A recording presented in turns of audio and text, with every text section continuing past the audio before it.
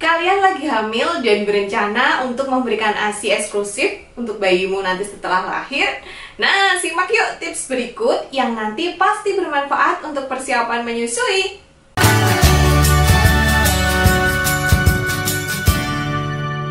Halo, selamat datang di Kriwil Life, ngobrolin kesehatan bareng aku, Bidan Kriwil. Hari ini kita akan ngobrolin soal persiapan menyusui ketika kita sedang hamil.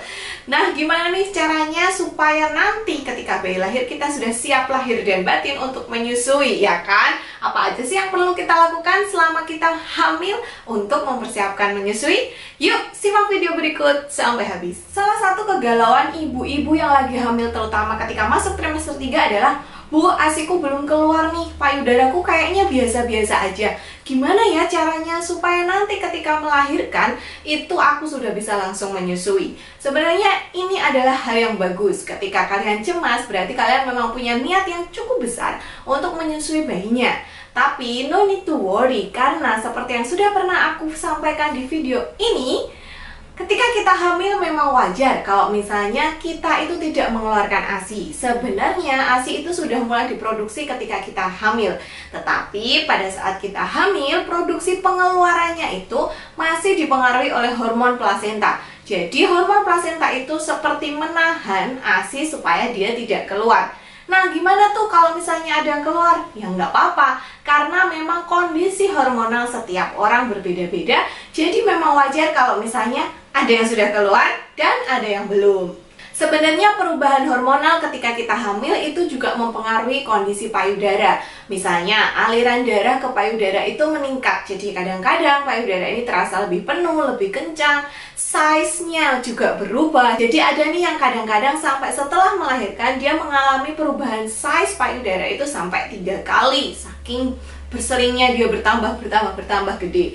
Kemudian kadang-kadang payudara juga menjadi lebih sensitif. Area putingnya juga menjadi lebih sensitif. Sometimes ada yang putingnya itu berubah. Yang tadinya mungkin putingnya mendelep jadi menonjol, atau sebaliknya. Malah tadinya biasa-biasa aja, itu ketika hamil jadi ke dalam atau malah jadi datar atau flat nipple. Dan biasanya areola atau area berwarna gelap di sekitar puting ketika kita hamil dan menyusui itu juga berubah menjadi lebih gelap. Nah, sebenarnya secara fisik tubuh kita sudah mempersiapkan diri untuk menyusui. Lalu apa yang harus kita lakukan untuk mencapai kelancaran menyusui? Yang pertama adalah pelajari soal laktasi. Cari info sebanyak mungkin tentang menyusui. Bisa dari tenaga kesehatannya ada, bisa dari YouTube-nya Kriwil Life Playlist menyusui. Pokoknya bisa dari mana aja, yang penting sumbernya itu kredibel dan bisa dipercaya. Apa aja sih yang harus dipelajari? Kalian bisa mempelajari soal gimana sih ASI itu terbentuk, apa aja sih faktor-faktor yang mempengaruhi ASI jadi banyak, ASI jadi seret, gimana sih posisi dan pelekatan yang benar saat menyusui. Terus bisa juga masalah-masalah apa sih yang bisa terjadi kalau misalnya kita menyusui. Hal ini supaya kita bisa mempersiapkan diri dan mencegah masalah-masalah yang mungkin timbul gitu. Jadi ketika kita hamil itu jangan cuma belajar soal gimana sih proses melahirkan yang nyaman, minim trauma, gimana sih cara menghilangkan rasa nyeri saat kontraksi. Tapi sebaiknya kita juga mempelajari hal-hal apa sih yang bisa terjadi pasca kita melahirkan. Salah satunya adalah belajar tentang laktasi. Yang kedua, lakukan perawatan payudara. Karena kan payudara kita itu emang mengalami perubahan yang cukup signifikan ketika kita hamil. Baik itu jadi lebih sensitif, baik itu size-nya bertambah, atau kadang-kadang nih ada kotoran yang kayak nempel di puting. Nah, kalian bisa melakukan perawatan payudara, misalnya dengan mengenakan pakaian dalam yang memang ukurannya sesuai. Jadi jangan terus karena size-nya udah 36, masih pakai dulu yang size 32. Nah, itu kan menekan payudara ya. Terus kalian bisa rajin membersihkan payudara. Kalau misalnya udah trimester 3, aku juga sudah pernah bikin video gimana cara merawat payudara. Kalian juga bisa mengopres payudara kalau misalnya dirasa nyeri gitu. Jadi memang gimana caranya supaya ketika nanti misalnya tiba-tiba kita melahirkan, itu payudara kita sudah siap untuk diberikan kepada bayi, sudah siap untuk IMD. Misalnya Kalau kita merawat payudara kita dari dini, kita akan tahu, oh ternyata nih putingku mendelep nih, wah kira-kira nanti aku harus melakukan persiapan apa ya supaya bisa tetap menyusui bayinya gitu.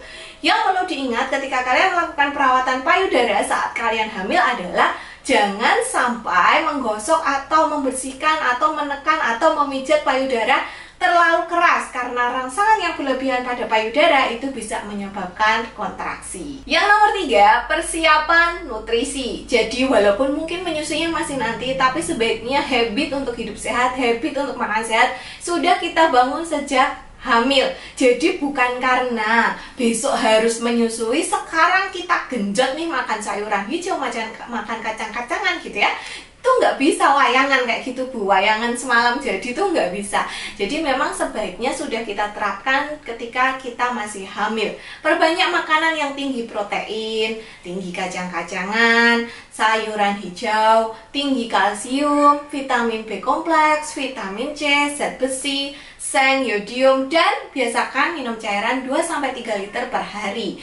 Nah, boleh nggak sih minum booster ASI kalau misalnya belum melahirkan? Saranku sih sebaiknya tunda dulu. Karena ada beberapa booster ASI yang memang dia itu tugasnya untuk merangsang hormon oksitosin. Takutnya nanti malah terjadi hal-hal yang tidak diinginkan. Jadi sebaiknya untuk booster ASI konsumsinya nanti ya setelah melahirkan.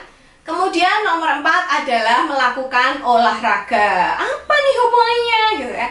Jadi sebenarnya olahraga saat kita hamil itu juga membantu untuk mengencangkan otot-otot payudara. Jadi kan payudara kita ini kan bertambah ya ukurannya gitu. Jadi kita latih otot-ototnya supaya bisa kuat menopang payudara, supaya aliran darah ke payudara lebih lancar, sehingga nutrisi dan oksigen yang masuk ke dalam tubuh kita juga bisa terdistribusikan dengan baik, sehingga sel-sel di seluruh tubuh kita ini bisa mendapatkan nutrisi dan oksigen dengan maksimal. Selain itu, kebiasaan olahraga itu biasanya akan cenderung membuat kita lebih rileks, terus stresor kita berkurang gitu. Kalau nggak percaya silahkan rajin olahraga. Biasanya orang-orang yang rajin berolahraga itu stresornya, rasa galaunya itu lebih rendah dibandingkan mereka yang jarang berolahraga.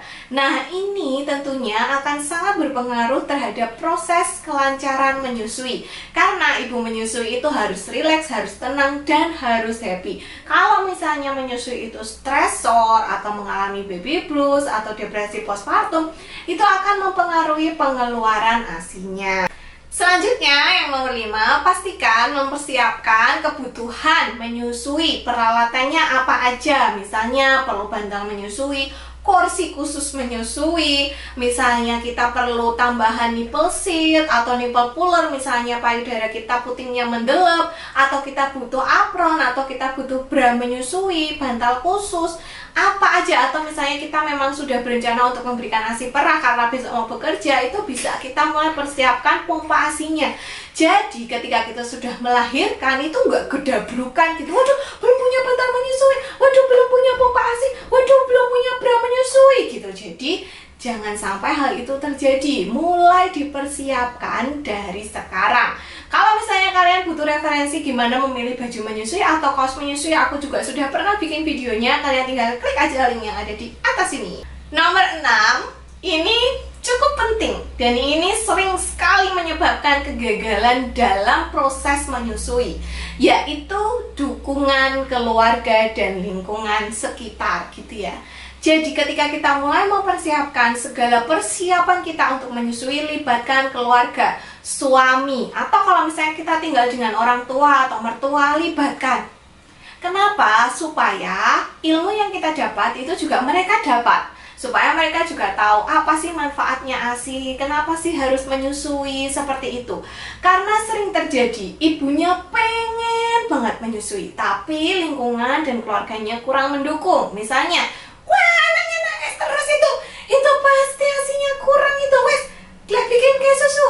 Atau, cepet, bikin kayak itu, ambil pisang, biar aku suapin pisang. Nah, hal-hal seperti itu banyak terjadi dan sungguh-sungguh ada di lapangan gitu. Jadi ibunya udah berusaha keras, tapi omongan dari kanan, dari kiri, datanglah bisikan-bisikan itu. Akhirnya karena ibunya mungkin sudah lelah, ibunya sudah ya daripada nanti dibilang anak durhaka atau mungkin omongannya terlalu menyakitkan, akhirnya ibunya ya udahlah nggak apa-apa dikasih support. Akhirnya ibunya jadi menyerah gitu. Jadi sebaiknya memang suami dan keluarga itu dilibatkan, sehingga kalian itu punya support system yang benar-benar suportif dan mendukung. Kalaupun nanti seandainya harus susu formula karena indikasi medis, keluarga juga tetap mendukung gitu loh. Poin nomor 6 ini jangan sampai dilewatkan ya. Dan yang terakhir adalah usahakan kalian mempunyai persalinan yang nyaman, minim trauma, dan menyenangkan gitu. Kenapa? Karena proses persalinan yang traumatis itu bisa menyebabkan delayed lactogenesis 2 atau pengeluaran ASI yang terlambat gitu ya.